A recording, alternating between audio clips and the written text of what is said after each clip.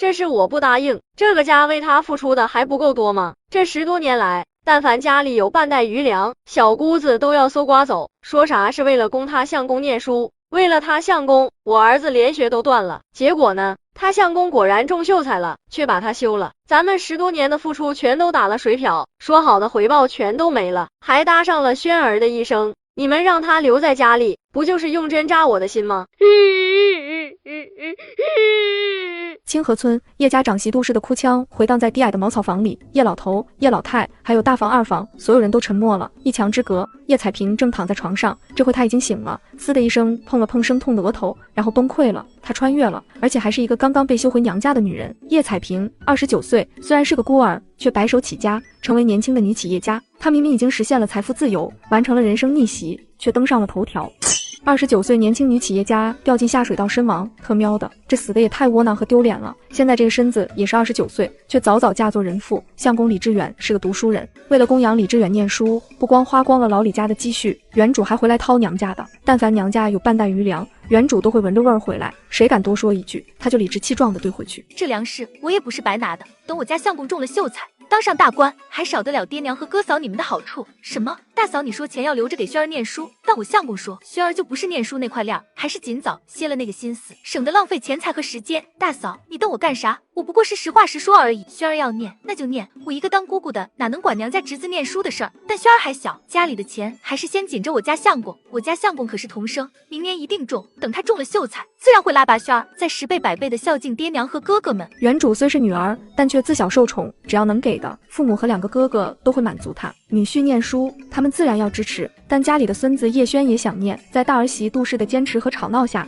叶轩也进了学堂，但同时供2人念书实在吃力，叶家坚持了3年，便吃不消了。在原主1哭2闹3上吊和明年就中的保证下，终于搅和的叶轩断了学，只供李志远1人。可1年又1年，整整14年了，李志远还是榜上无名。就在众人即将绝望之时，李志远突然中了。原主激动的一个个的跑去通知亲朋好友，显摆自己是秀才娘子。可一圈还没跑完，李志远一封休书直甩他脸上。叶氏，你入门14年，只生了2个丫头，让我李家绝后，这是我忍了。但你千不该万不该殴打婆母，此事我若忍你，便枉为人子。拿着这封休书滚吧！自此以后，你再也不是我们李家妇。不是的，相公，我没有殴打婆母，真的没有，真的没有。娘的腿是从台阶上滚下来摔断的，我去扶她，她突然抓着我的手说是我推的。我平时多孝顺呀，连给她洗脚都是跪在地上的，如何会推她？求你相信我。叶家得知此事，气愤地带着族人和李正给原主撑腰和讨说法。原主的婆婆李婆子抱着断腿在地上一躺，便哭着数落原主如何奸懒馋滑，如何抠打婆婆，这腿就是铁证。还有2个邻居出来作证，说亲眼看到原主追着李婆子打，推摔了李婆子，还说原主不生儿子，害老李家绝后。不管哪一条，原主都该休。相公，你怎能这样对我？你若真要休我，我就死给你看！说着就一头撞向大墙。原主以为李志远会来，结果人家鸟也不鸟他，想收脚时已经刹不住了，最后如他所愿，嘎了。撞墙后，李家死活不让原主进屋。原主的爹娘怕耽误伤情，只好背着原主回了叶家。娘家大嫂杜氏早就恨透了这个掏空了他们家底，搅和了他儿子学业的极品小姑。现在小姑子被休，还要在家里常住，牺牲儿子前途换来的付出全都打了水漂，以后还要过着被极品小姑子奴役的窒息生活。双重打击之下，杜氏终于爆发了，这才闹了起来。不管他是滚回李家还是去哪里，就是不能留在叶家。过了好一会，老大叶大全沉闷的声音才响起：还他娘，我知道你心里有气，但说到底，这个家做主的是我们，让轩儿断学的也是我们，关小妹啥事？你要怨就怨我吧。老二叶二全忙帮腔：也有我的份，大嫂你恨我吧，别怪小妹。到现在你们还维护她，她一个出嫁的小姑子，咱家有啥好吃好玩的都得先紧着她。为了供她相公念书，竟然断了亲儿孙的学。姓叶的有你们这样做人的吗？咱们全家都得围着她转，凭什么？凭什么？我和孩子们就不是人吗？不是人吗？一墙之隔的叶彩萍轻叹，她在现代已经死了，再也回不去了。以后她就是这里的叶彩萍，这些烂摊子她得收拾。叶彩萍忍着脑袋的晕眩下床。彩萍醒了，叶老太惊呼一声，上前扶她。咋出来了？快回去好好休息。我没事。你个瓜婆娘，把小妹气得都从病床上爬起来了。你要是容不下她，就滚回娘家去。你一个外姓人，没资格赶她走。大哥，你给嫂子道歉，嫂子嫁给了你，就是咱们叶家的妇，怎能说她是外人呢？哦，小妹，你咋了？她本来就是个外人啊，这不是你同我说的吗？叶彩萍噎了一下，以前原主回娘家要钱要粮，杜氏跟他争吵时，他就会一嘴一个外人的说，有事没事就会拉着两个哥哥耳提面命，说自己跟他们才是一母同胞的血脉至亲，两个嫂子都是外姓人，不能真心待他们。以前是我不懂事，我不该说大嫂和二嫂是外人，更不该掏空娘家补贴李志远这个畜生，不该搅和的轩儿断了学，对不起。你道歉有什么用？钱已经被你全花李志远身上了，轩儿的一生也毁了。叶轩已经16岁，却只在镇上的开蒙学堂念了3年，现在这个年纪，开蒙学堂不会再收他，想进书院，课业落下这么多，根本就考不进去。原本还想等李志远中秀才后举荐进书院的，现在也走不通了。这些年我拿走的钱和粮，我以后会还给大家。等我赚了钱，会给轩儿请夫子把落下的课业都补回来。3个月内要是做不到，任你处置。请夫子，你知道要多少钱吗？得2两银子1个月。你画的大饼我早就吃吐了。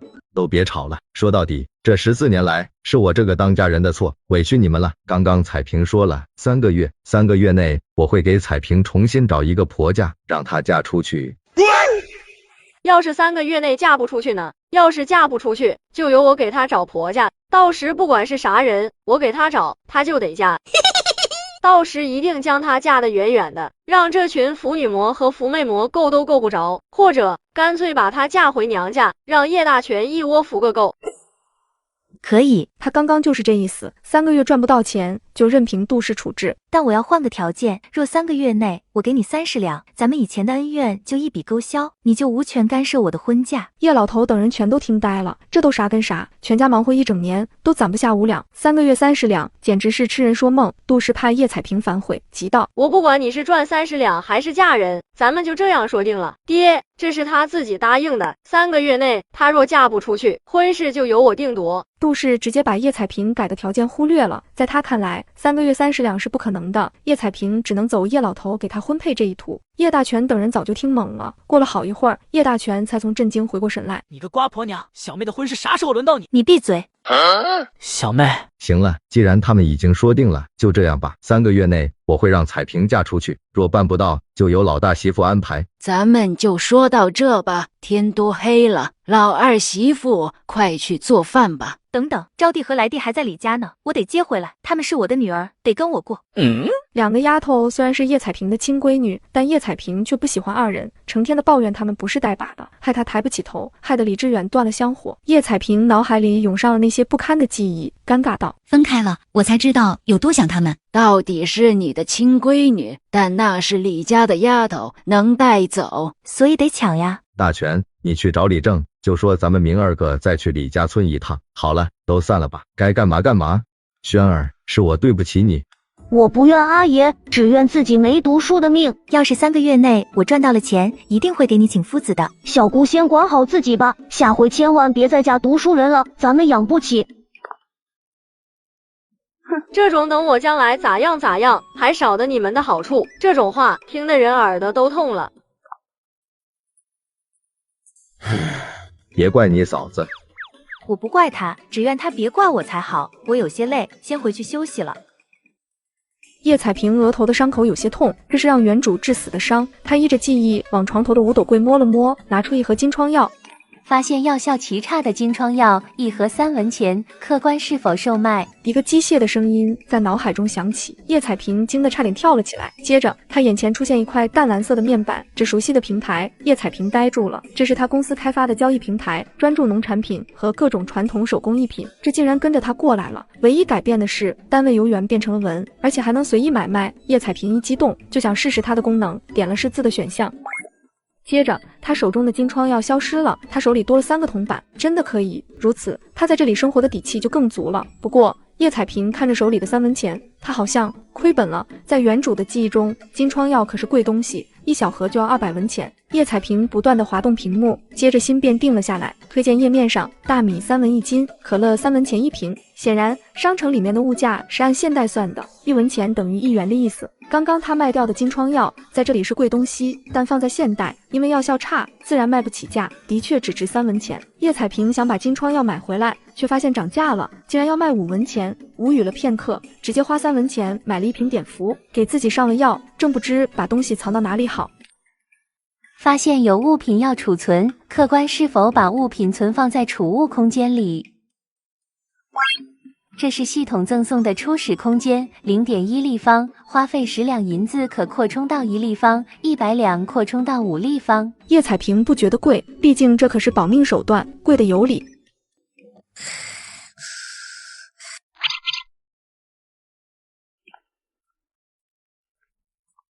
昨天你睡着了，便没叫你吃晚饭。咱们快去李家村吧。大全已经去叫你李证书了，来，喝了这碗药。这药还有多少呀？还有晚上的，喝完咱们再抓。别，不用了，你瞧我现在多精神呀，瞧能走能跑的，喝完剩下的就好了。李证书、二叔，谢谢你们来帮我。都是自家人，有啥谢不谢的。不过有一说一，昨天咱们给你讨公道时就没赢，今天就更难了。叶李正跟他们家是近亲，往上数4代，是亲兄弟。招娣和来娣是李家的丫头，没听过哪个辈走了还能带孩子的。不管行不行，试过了才甘心。行啦行啦，说啥晦气话。多谢各位叔婶。时候不早了，出发吧。二全跟着去，大全留在家里。叶大全性格冲动，就怕他坏事。志远叔，志远叔，叶婶子她回来了，还带着清河村的娘家人。哼，我早猜到她不甘心了，这秀才娘子谁不想当呀？狗娃，你去通知李正。我刚刚已经叫了。还是狗娃聪明，将来等你志远叔到京城当了大官，准带上你。快拿我的拐棍来。李婆子摔断了腿，叶彩萍扶她时，她灵机一动，抓着叶彩萍说她殴打婆婆，总算找了个由头把叶彩萍给休了。李志远，你个丧良心的狗东西，为了供养你念书，我们家底都掏空了，我孙子连学都断了，省出来的钱全都给了你，结果你一中秀才，竟然把我女儿休了。李志远，你畜生不如！天杀的叶家，你可别诬赖人，我还没找你们算账呢。你们养出来的女儿又懒又馋，天天都想着怎么败坏咱们老李家的钱。我们不给她钱花，她就回去掏娘家，还打着供我儿念书的名头掏空你们钱粮的是你们的女儿，花光你们钱的也是你们的女儿，这事全村都知道，大家都来评评理，瞧我家志远念书有没有花过叶家1文钱。谁不知道叶氏回娘家拿钱是因为嘴馋，这是他自己说的呢，咱们可没冤枉他。叶老太气得脸都白了。以前原主回娘家要钱要粮，唯恐李志远得个吃软饭的名声，他不惜抹黑自己，对外说娘家疼他，这钱是给他买吃的。别吵了，我今天来不是来吵架的，我是来带招娣他们走的。你说什么？李婆子以为叶彩萍带着娘家人回来是想回李家呢，不只是她，就连李家村的人也是这样想的。你想屁吃呢？这2个赔钱货可是我李家的血脉，2个赔钱货走了，家务活谁干？而且那2个赔钱货，一个13岁，一个11岁，再养1、2年就能嫁人了。到时寻些不好娶媳妇的人，或是直接送到县里员外家当小妾，一个就能换20、30两。娘，你们2个赔钱货，给我滚回去！这是我们李家的种，你一个被休的弃妇，竟然来要孩子，真是笑死人了！李正也来了，气势汹汹地道：荒谬！荒谬！你一个殴打婆婆的恶妇，咱们让你全虚全伪的离开，已经算仁慈了，你竟然还妄想带走夫家的孩子，你便是闹到官府，也没有这样的规矩。叶老头和叶李正等人虽然气愤，却被说的底气不足，毕竟要孩子，他们真的不占理。既然你们不让我带走，那我就不要了。李招娣和李来娣一阵失望，都快哭出来了。虽然娘常常骂他们是死丫头片子，嫌弃他们不带把，但至少不会打他们，娘吃什么他们就吃什么。而李婆子和李志远是直接把他们当牲口看的。算你识趣，既然如此，还赖在这里干什么？还不快走！我想问你几个问题。现在李志远中秀才了，已经是咱们10里8乡最响当当的人物了，是不是？这是当然的。那你们老李家也算是高门大户了吧？自然，整个大树镇秀才的数量可不超过10个。谁见了秀才不叫一声老爷的？而且你们瞅瞅，我们家的青砖大瓦房，这附近的村子比我家好的也不超过1个巴掌的。既然如此，你知道什么是赔钱货吗？咋地？高门大户就不能叫他们赔钱货了？能，当然能，这本来就是高门大户先叫出来的，因为人家嫁女儿是真的费钱啊。作为高门大户，为了脸面，嫁女儿都是后嫁的，男方礼金10两，人家赔价20两，男方出20两，女方赔价40两，所以才叫女儿赔钱货的。也只有咱们这些目不识丁、土坑里刨食的泥腿子才会曲解人家的意思，用女儿换钱。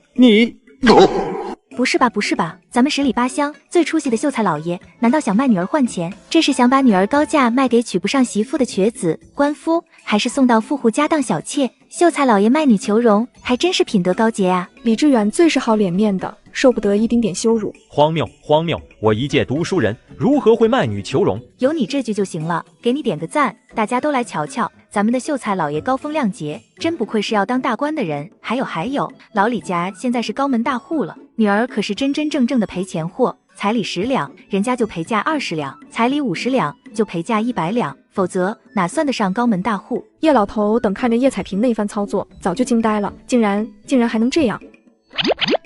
哎呦喂，真不愧是秀才老爷！我大侄子的表弟的舅舅是酒楼说书的，我赶明就找他，让他传送秀才老爷的好人品。我妹夫正好跟秀才老爷是同窗，他要是知道了，他们这些同窗们一定会佩服秀才老爷的。我跟正街口的媒婆老熟了，直接跟他讲，秀才老爷可是大户人家，女儿金贵着呢，要嫁就得嫁好男儿，不但不要礼金，还得翻倍赔价回去，让他多留意好人家。不管是媒婆还是牙行，消息都是互通的。要是1、2审真的到媒婆那说几嘴，那这10里8乡都要知道了，到时想嫁女儿换钱都行不通了。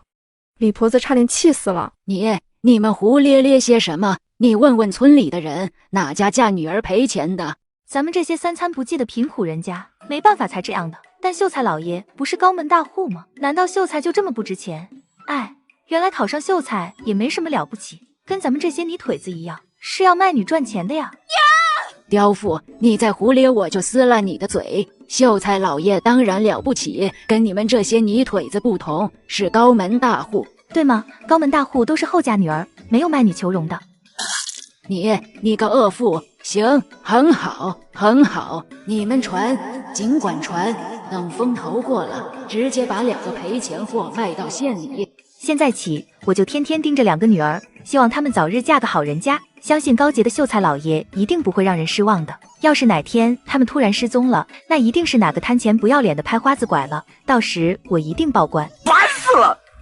够了，全都闭嘴！叶氏，我知道你想要招娣他们，我也不是不讲理的。志远，你要干啥？都听我的！李婆子立刻怂了，家里一向都是李志远做主，李志远如何不知2个女儿的价值？但叶氏这毒妇把他们架起来烤，偏他们还下不了这个架子。这事儿他还不能到外面解释，一解释，外人和同窗怎么看他？说堂堂一个秀才老爷舍不得嫁妆，要卖女儿。我不是不愿出钱后嫁女儿，而是他们自己都跑出来了，看来是真的想跟叶氏生活。招娣来娣，你们想清楚了，真的要跟你娘走。她是个殴打婆婆的恶妇，一个被休的弃妇，名声都臭了。跟着她，你们以后也别想嫁什么好人家。你们要是留在家里，还是秀才家的千金，想过啥好日子没有？叶彩萍噗的一声，差点笑出了声。一个穷酸秀才，就因为他刚刚捧了几句，就真以为自己是啥高门大户了，还千金呢。叶老头等人紧张地盯着2个外孙女，生怕他们不愿意跟他们走。李婆子和李志远也是，我要跟娘一起生活。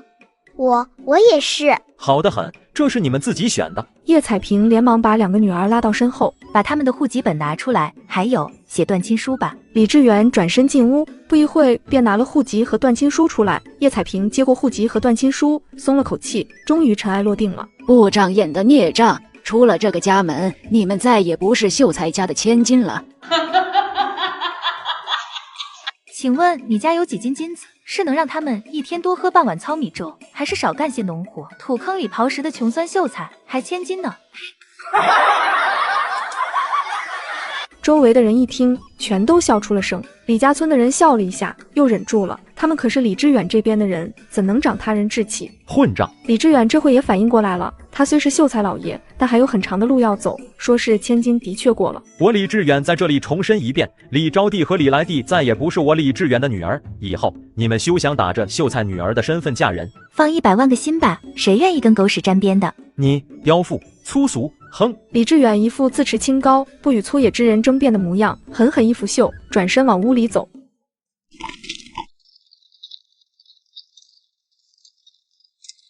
不要脸的东西，一个被休弃的娼妇，2个贱蹄子，回到叶家那个穷窝窝里，我瞧你们能过些啥好日子？婶子别气，招娣姐俩就是个眼瞎的，以后有他们的苦头吃。志远现在可是秀才老爷，将来就是举人、进士、道士，当上了大官，给你正告命理。他们就是一窝穷鬼，天生没享福的命。李婆子被邻居们捧得飘飘然，心情这才好转起来。狗娃娘、燕子娘，这2天多亏你们，快到我屋里坐坐。昨天他说叶彩萍推他时，狗娃娘是第一个站出来帮他的，说亲眼看到叶彩萍推人，燕子娘是第2个。要不是这2个好邻居，哪能这么顺利？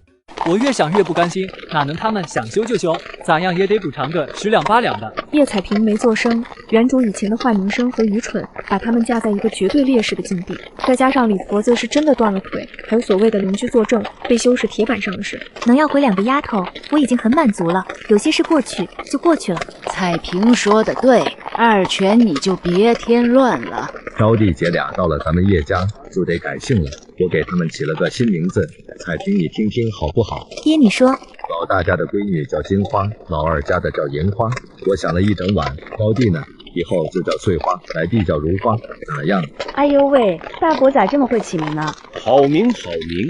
外公，这名字我很喜。不，爹，其实我也想了一整晚，已经给他们起好名字了。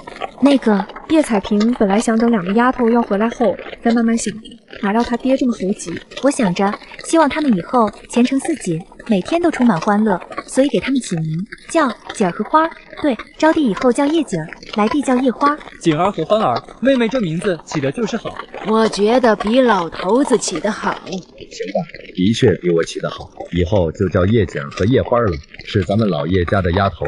谢谢娘亲，谢谢外公外婆。招娣和来娣这2个名字，他们知道是什么意思。虽然他们也希望能给娘招个弟弟，但内心深处到底是有些别扭。现在改名了，姐妹2人有种豁然开朗的轻松之感。走了2刻钟，一行人到了叶家的院门前。李正、二弟还有铁牛媳妇和柱子媳妇，今天谢谢你们，中午就在咱家吃吧。不用了，家里已经做好饭了。叶二叔等人也连声拒绝。今年灾害不断，又是干旱又是蝗灾的，这次秋收不及往年一半，这年景谁家不是吃糠咽菜，勒紧腰带过日子？叶李正说完，便和叶二叔等人离开了。杜氏和韦氏等人听到动静走了出来，当看到叶姐儿姐妹时，不由一阵惊讶，竟然真的要回来了。我跟银花把西屋收拾一下。不用了，姐儿他们跟我住。原主是娇惯了的，在娘家一直有自己的房间，回娘家时都得自己一个房，2个女儿就扔西屋，跟金花银花挤着。锦儿、招娣和来娣改名了，以后叫叶锦儿和叶花。大舅母、二舅母、表哥、表姐、表妹们好。招娣、来娣，你们真的到咱家了。大舅舅，我们改名了，我叫锦儿，妹妹叫花儿，娘给取的。嘿嘿嘿，小妹就是会取名字，好听。知道你们会来，大舅特意到镇上买的。说着，叶大全把糖塞到姐妹2人手中，叶景神色尴尬。外祖家自来是疼他们的，特别是2个舅舅，啥好东西都往他们手上搁。以前他们偶尔来，这糖和零嘴接也就接了，但现在寄人篱下，是要在这里常住的，手里的东西便有些烫手了。刚好看到门口的叶银花，连忙上前。银花表妹，这是大舅舅买的糖，给你。给他干啥？不是糟蹋东西吗？这是买给你和欢儿的。叶彩萍嘴角一抽，她这样说自己的侄女，不怕叶二全扇她吗？只见叶二全从房里走出来。大哥说的对，银花不爱吃这些玩意，锦儿你吃。对，我不爱吃。叶大全从怀里摸出一个盒子，走到叶彩萍身边。这是给小妹买的胭脂，大哥知道你喜欢珍宝坊的，抹上它，人也鲜亮些。找个比李志远那畜生更好的人家，气死他！珍宝坊的胭脂一盒要100多文，你哪来的钱？杜氏从厨房出来，身后跟着韦氏。叶大全因昨天的事，早就对杜氏不满了。关你啥事？反正又没有你的钱。这是什么？这是白米，家里现在连康康的糙米粥都吃不饱，你竟然买白米，又怎么了？家里穷的都揭不开锅了，你咋整这些回来？家里是穷，咱们吃啥都行，但小妹的吃白米，我便到镇上赵员外家借了点钱买东西。这个瓜婆娘小气吧唧的，非要闹事。咱们光吃糙米野菜粥都混不到一个水饱，这种时候了，凭啥借钱也得让他吃白米饭？这日子我不过了。杜氏说完便跑了出去。你个死瓜婆娘，走了就别回来。小妹放心，只要有大哥在，定会让你顿顿吃上肉和白米饭。将来嫁人了也不怕，二哥把白米送你家。站在角落里的韦氏和几个侄子侄女全都面无表情，显然已经习以为常，被虐得麻木了。爹，我回房收拾一下，这就搬出去。小妹，你说啥？搬出去？好好的，搬啥搬？这日子我也没法过了。小妹你别急，都怪那个瓜婆娘，整天吵的，我这就休了她，瞧她还闹不闹？一旁的叶勇、叶轩和叶金花听到要休他们的娘，脸色一变。闹的是他吗？是你和二哥。我留在这里是为了弥补，而不是当大爷的。以后大家吃啥我吃啥，这袋大米和胭脂你拿去退了。你若继续区别对待，闹得鸡犬不宁的，我就立刻搬走。别，到了外面你咋活？我退就是了。好，你还得答应我一件事，不准再跟大嫂吵架，还有去小杜庄把大嫂接回来。啥？还要我接？她又不是没长腿，过2天自己就会回来。让你接就接。叶大全满脸不情愿，小妹本就该吃用最好的，都怪那个瓜婆娘非要闹，但小妹都发话了，她可不敢反驳。见事情解决了，叶老太松了口气。明天一早，我跟大全一起去接他媳妇吧。那就麻烦娘了。叶彩萍知道，要是自己跟叶大全一起去，诚意会更足，但她决定替原主还债，却不代表她愿意受杜氏的气。等3个月后挣够那30两，自己就带着2个女儿搬出去。这个白米就退10斤吧，咱们留3斤。彩萍还有伤在身，的确需要养养。不用了爹，我早好了，咱们够穷了，不能再背上戴笠钱的债务。主要是不想闹得鸡犬不宁，这10几斤白米只有卖了才能安生。大全，你向赵员外借了多少钱？也没多少，借了400文钱，说好1个月后还，每天4文利钱，到时还520文，都花完了。不过我都想好了，过2天就到镇上扛大包，一天有20文钱，没想过叫家里还的。镇上这么多人，哪轮到你？今年大家都受了灾，全都抢着到外面找活干，啥洗衣服、扛大包的，便是自将工价，也抢不到活，还20文一天呢，10文钱一天，别人也不要你。到镇上把东西退了，我同你一起去。再急也得先吃午饭，我去端饭。叶老头生怕晚了，镇上的商家不让退了，很是心急，但他不好服了叶彩萍的面子，便点头。用过午饭，叶老太跟叶彩萍在房间里说着贴己话。你头上的伤痛不痛，现在也该抹药了。吃饭前就抹过，伤口好多了，现在不痛不痒的。对了娘，家里还有多少存粮？叶老太的心脏条件反射的咯噔一下。以前叶彩萍问完这话，就会把家里的余粮搜刮一空，通通拉回李家，但想到女儿已经和离了，叶老太才松了口气。虽然秋收没几天，但交完粮税，还完粮债，就剩20来斤糙米了。咱们掺着萝卜和米糠，省着点吃，应该能熬半个月吧。叶彩萍想到刚刚那顿饭，整个人都不好了。这样一碗萝卜米糠糙米粥，还混不到半饱，才刚坐下，竟然又有点饿了。家里就没余钱了。我和你爹的棺材本都被你掏空了，就连珍藏在老鼠洞里的半文钱都被你抠了出来，而且你前天被抬回来时连气都没了。咱们花了3两银子买了2片人参，磨碎冲水灌给你，你才有气的。咱们还倒欠赵郎中2两呢，除此之外还有李正5两，你二叔3两。后面欠李正和二叔的钱都是为叶彩萍借的。当时李志远要赶考，原主回娘家要钱要粮，把娘家2头猪给卖了，还有所有鸡和蛋，卖光娘家的牲口和余粮后，原主又闹着不够，叶老头和叶大全等心疼坏了，连忙跟李正和二叔借钱。叶老太也看出了叶彩萍的担心，这种事你不用管，还有你爹和2个哥哥顶着呢，你不如想想怎么在3个月内找个好夫婿吧。没得超了时间，你大嫂给你找个歪瓜裂枣，过2天接完你大嫂，我就去找黄媒婆。叶彩萍噎住了，但说什么不用嫁自己会赚够30两这些话，叶老太也不会信，便道：不管媒婆找到啥人家，你们都不能答应，一定要告诉我，得让我点头才行。行，但你也别太挑了。外婆，外公让我们把糖留着，我想分给表姐他们，外婆帮我分吧。叶姐知道大房对他们有偏见，这个糖他们不敢吃。叶老太满脸欣慰，连忙把糖收起来。临着傍晚时，叶老头父子终于回来了。叶老太见叶大全还带着那袋白米，不由怔住了。坏了，完了！退不了，没办法。胭脂铺的女掌柜倒是个心善的，给我们退了。但粮铺，他们说咱们把米摸脏了，不给退。咱们说换成糙米，他们也不愿意。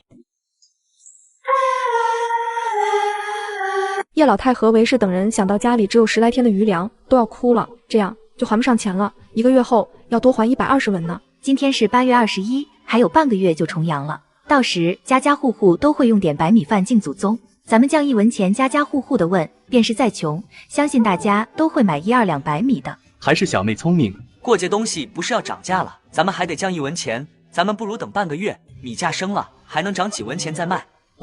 让你涨，你能涨多少？大不了1斤涨3-4文钱，但到时咱们还不上钱，1天4文的利钱，半个月就是60文。你这里只有13斤白米，怕是60文都赚不到。叶二全还在掰手指数着，叶老头道：少生事端，咱们赶快把米都卖了，明天还了债才是正经的。就是。叶老头向叶礼正借了一个小秤，按照叶彩萍的方法，一家家的问，过节家家都要用白米饭敬祖宗，到时大米会涨价。村民们听说叶老头还要便宜1文，不一会就卖完了。你家咋突然买了10几斤大白米？买了就留着，咋又要卖了？还便宜1文钱？这年头谁家吃得起白米饭？彩萍受了伤，郎中让她吃好一点，我们就买了10来斤，谁知她好得快，说不用吃了，非得让我们卖了。彩萍竟然这么懂事。叶彩萍的做是村里出了名的。叶老头卖完米，就去把秤还给叶礼正。叶礼正把刚跟叶老头买的2斤米拿给他。李正，你这是？彩萍不是受伤了吗？这白米拿回去给她吃吧，好好补补身子。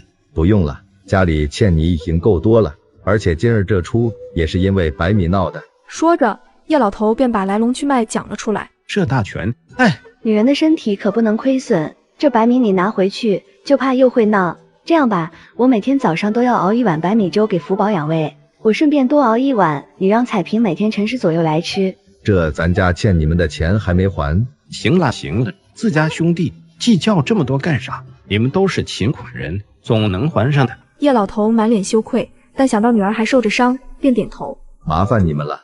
回到家，叶老头便和家人开始数铜板，13斤大白米，降价后19文1斤，一共247文。胭脂是120文，共计367文。因为2颗桂花糖，还有少了1文1斤的大白米，缺了33文钱。还有今天的4文利钱呢，还差37文钱。明儿个把柴卖了，就能补上。彩萍，明日你拿着户籍书到李正家把户籍改一下，辰时去吧，他们那时得空。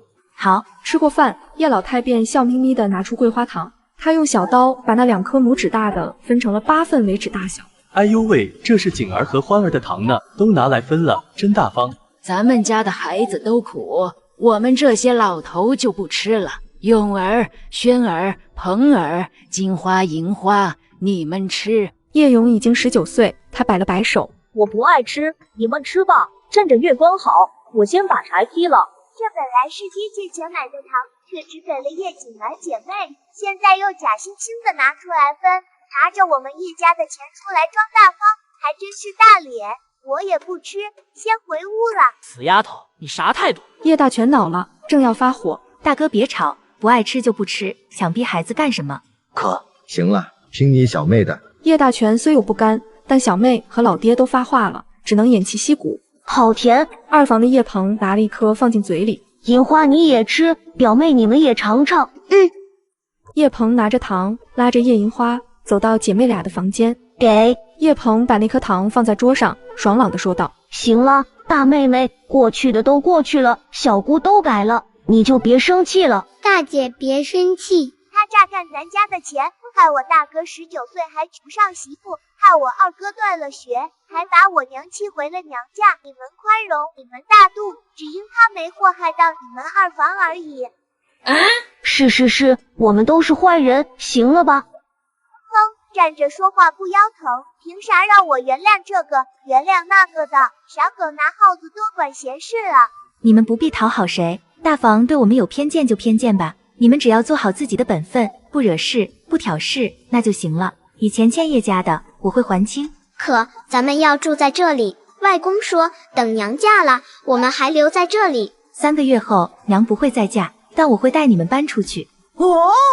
搬出去？对，昨天我已经跟你们大舅母说好了，3个月内要不嫁出去，要不还她30两，这样她就不能再干涉我。到时我就带你们搬出去，不再寄人篱下。娘亲，可是娘怎么赚30两？放心吧，我有的是办法。你们只要记住，不必讨好谁，但也不能惹是生非，做好本分，真诚待人。等搬出去后，这些人处得好就继续当亲戚，处不好就当陌路人，就这么简单。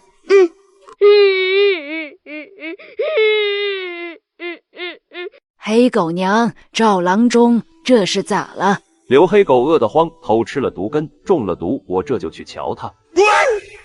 啥？这得给他灌大粪才行。此时邻居们听到动静都走了出来，住在隔壁的小老头赵发财急道：我这就去舀大粪，有田哥，这是你有经验，咱们都去帮忙。那还等什么？走！赵发财回自家茅坑，舀了满满一大瓢大粪，风风火火地追上去。小妹，你去不？不去。叶大全和叶二全急忙追了出去。叶彩萍脑海里记忆不全，一时半会想不起来毒根，只好套2个女儿的话。真是的，好好的，吃啥毒根呀？这年景很多人都饿肚子，咱们有米糠粥吃，已经算好的了。叶彩萍见他们不上套，便一脸认真的道：你们再饿也不能学刘黑狗，啥东西都往嘴里塞，就像这个毒根，我考考你们，长啥样的？我知道，长得有一个人高，叶子有5瓣、6瓣或7瓣，长在地下的根又大又长，听说煮了是粉糯糯的，但有毒，一吃就死人。外婆说以前闹饥荒，三全舅舅饿得受不了，偷吃毒根，差点死了，是外公给他灌大粪，吐了大半天才捡回一条命的。叶三全是叶二叔的儿子，叶彩萍的堂哥。叶彩萍听着2个女儿的话，激动得差点跳起来，是苦木薯。因为这里的人不会处理，所以一吃就中毒，但他会处理。有了木薯，家里就不用挨饿了，到时还能搞点做生意的本钱。明天一定要上山一趟。傍晚，叶老头、叶老太和叶大全兄弟才满身棒臭的回来。好好的，凑啥热闹？这又要烧水又要洗的，得浪费多少柴禾？那可是生灌大粪，谁不爱看？阿爷，黑狗说好了吗？灌得及时，都吐出来了。郎中说捡回一条命，给他开了些巴豆，拉几天就行了。快去烧水。我和娘已经烧好了，阿爷你快去洗吧。翌日，叶彩萍拿上户籍书，来到李正家。李正，我想问问，要是我想开个女户，不知有什么条件？女户？叶李正一脸诧异。这个吗？女子不能单独开户，除非夫家男人死绝了，或是丈夫死了，带着女儿被分家出来，才能单独开户。被休或是和离，女子户籍会回到娘家，除非父母和兄弟都死了。就没别的办法吗？至少在我这里是没有的。叶彩萍明白了，他们这种底层农户人微言轻，只能遵照制度生活，但总有破例的办法，不过是他们接触不到而已。你问这个女户干什么？别告诉我你不想嫁人，女人家家的哪能不嫁人？就是好奇问下。彩萍，来吃点白米粥。啊，不用不用，你还有伤呢。昨天我跟你爹说好了，每天早上你都来这吃一碗白米粥补身体，反正是顺手做的，不算什么。快吃。叶彩萍无奈，自己要是推拒，又得惊动一堆人，只好说：谢谢李正叔和婶子，我的伤好多了，现在都能活蹦乱跳的。米哥可不能再给我做了，没得浪费了粮食。嗨，怎么也得再吃2天，就这样说定了。叶彩萍接过碗，便有些吃惊，白米粥粘稠清香，竟然还打了一个鸡蛋。在这个时代和年景，这是农户家极珍贵的食物。叶彩萍心中微暖，李正夫妇的好，她记住了。吃完东西，叶李正把户籍书递给叶彩萍。办好了。谢谢李正叔。叶彩萍拿着户籍书便离开了。李正老伴看着她离开的方向，不由轻叹：哎，彩萍这丫头瞧着真的变了不少。叶彩萍回到家，就见叶姐儿姐妹正在帮叶银花晾衣服。小姑早。你爷奶呢？阿爷和3个哥哥挑着柴火到镇上卖去了，阿奶和大伯去接大伯娘，我爹娘在地里是弄庄稼。姐儿花，咱们到山上转转，银花在家好好看家。小姑，你还有伤，不打紧，一直闷在家里也不行，我就是去散散心，瞧着有啥野菜就顺手挖些回来。叶姐儿姐妹在背篓里放了锄头和镰刀，一人背一个，不让叶彩萍沾手。很快，他们就来到了后山。走到半山腰，叶彩萍在一个山坳处看到了木薯。叶彩萍心中一喜，瞧着有上千棵，连绵了半个山坳。娘，这是毒根，咱们快走吧。别，我就是来找毒根的，这不叫毒根，本名叫木薯。我在一些杂书看到过，只要处理好是能吃的。吃？可昨天才有人中毒。那是大家不会处理，听我的，咱们挖一些出来。不同于叶彩萍的兴奋，叶姐儿和叶花脸色苍白，这可是会吃死人的呀。但娘让挖，他们也不敢反驳，不一会便挖了很多，瞧样子足有10多斤。发现有毒苦木薯，1文钱1斤，客官是否售卖？此时沉寂了很久的机械音在脑海响起，叶彩萍怔了一下，怎这么便宜？她以前卖过木薯5、6元1斤呢。不对，现代的木薯都是一代代改良过的品种，只要煮软煮糯就能吃。眼前这些是最原始的苦木薯，毒性大，食用前得多种工序，在现代几乎无人食用，能给1文钱1斤，已经算良心价了。行吧，反正量多，1文就1文，蚊子腿也是肉。咱们再挖几颗。1个小时后，母女3人挖了足足5颗。这木薯长期没人挖，又大又壮，5颗便出产了100多斤木薯。叶彩萍拿出3根大的，用刀切成小段。接着怎么弄？跟我来，咱们到山西那里。叶彩萍把木薯分别放到他们的背篓里，母女3人来到山溪边。叶彩萍把分成小段的木薯用藤条绑好，放到溪水里，另一端拴在溪边一棵树上，泡1天1夜，明天就能煮了。走吧，咱们找找有没有啥野菜的。可咱们刚刚挖的毒根还在那边，先放着，反正没人会偷这玩意。等等，我把刀忘在那了，你们在这等着，我去拿。叶彩萍说着，便快步离开了。很快回到木薯林这边，叶彩萍回头见2个女儿没跟着，便伸手摸了摸地上的木薯。发现有毒苦木薯，1文钱1斤，客官是否售卖？叶彩萍连忙点了确定。有毒苦木薯共102斤，1文1斤，共计102文钱。声音一落，系统面板上便多了102枚铜钱。叶彩萍拿着刀回到溪边，叶姐连忙迎上来。娘，对面有荠菜，咱们挖点回去换换口味。快入冬了，没啥菜，来来去去都是萝卜和大白菜，叶家人吃的人都快变成大萝卜了。母女3人过了小溪，果然看到零星荠菜，叶彩萍挖了1颗。发现纯天然无污染荠菜，15文1斤，客官是否售卖？单价真高啊！可母女3人挖了半天才得3、4斤，还不够一家人吃2顿的。叶彩萍只好放弃售卖。哎，才这么点，这山上的野菜都被大家薅光了，柴火也越来越难捡。咱们先回去吧。你呀，就是气性太大了，多少年都过去了，再忍忍又咋样？而且你说你家小姑子把2个女儿都要回来了，大的已经13了，小的也有11了吧？娶媳妇可不便宜，不如让永儿和轩儿娶了她2个女儿，不花钱就能白的2个儿媳，多好呀！我寿星公上吊，嫌命长吗？现在叶大权已经把他们护成眼珠子了，真娶了他们当儿媳，还不骑到我头上拉屎拉尿？我这是娶儿媳呢，还是娶祖宗？与其受这窝囊，还不如一头撞死落得个清净。那你说现在咋办？你们老叶家本就偏着他，你注定在他手里讨不到好，现在你还闹着回了娘家，你还指望他们会来接你吗？到时还不是你自己灰溜溜的走回去？你是自己把脸扔在地上让人踩呀？一大把年纪了，咋还活不明白呢？杜氏咬着牙沉默不语。回娘家后他就后悔了，因为老娘说的都是事实，最后难看的还是他自己。姐，你啥时候回去呀？杜氏一听这话便憋了一眼眶泪水。叶彩萍回娘家，2个哥哥借钱都要让她吃上白米饭，而自己回娘家不过是吃了一顿米糠粥，自己的弟弟便好像他啃了他身上2大口肉一样心疼。同样是人，差距咋这么大？大姐，今天一早大丫就咳个没完，瞧着是得风寒了。大姐继续跟他挤一张床，就怕会得病。这是家里的萝卜，大姐带回去吃吧。杜氏瞧着那2个蔫巴的萝卜，